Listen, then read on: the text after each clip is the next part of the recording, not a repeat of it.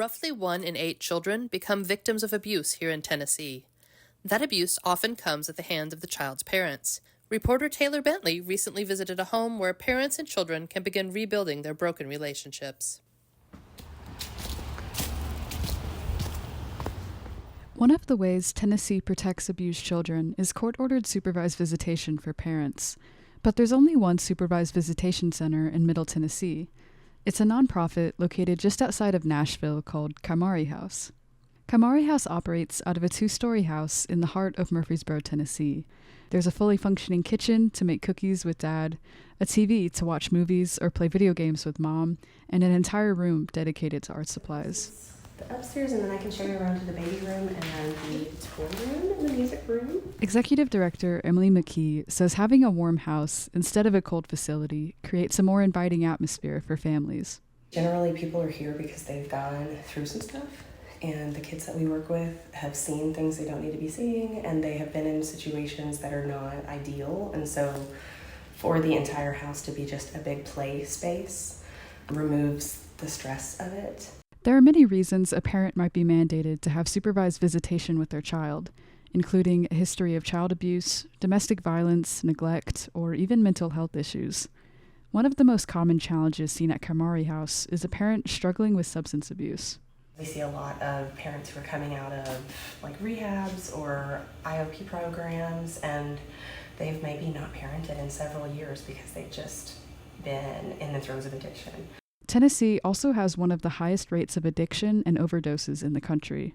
Supervised visitation helps protect children from drug exposure in the home. Middle Tennessee resident Kel Schroth remembers his experience with supervised visitation as a child.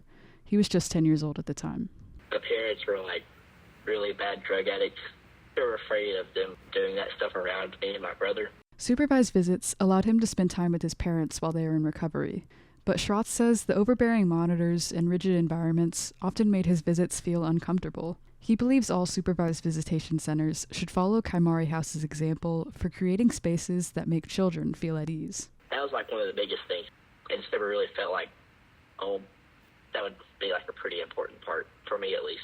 Kymari House has helped reconnect hundreds of families over the past decade. But it wouldn't be the place it is today without the tragic story of its namesake, a baby boy named Kymari Clark. We were named after Kymari Clark.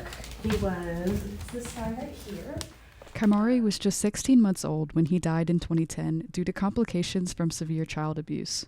His death became a wake-up call to create more child abuse prevention services in Tennessee. A framed photo of him hangs in the house's entryway with the words, "My little Kymari," written across it. It's a powerful reminder that every child who walks through the door deserves safety and support. Kymari House is also the only supervised visitation center in the state that offers sliding scale fees. McKee says most families only pay $25 per hour of the $150 that it costs to keep the lights on. We literally exist on donations and grants and community partners, really believing in what we do. The nonprofit is still recovering from financial challenges it faced during the COVID-19 pandemic. Community donations have helped it stay open. The funds go toward maintaining the house, supporting the staff, and even providing gifts for children during the holidays. Because they don't get to have Christmas with their dad that doesn't live with them, or they don't get to have a birthday with their mom that's not at home. That gives them the opportunity to have those memories too.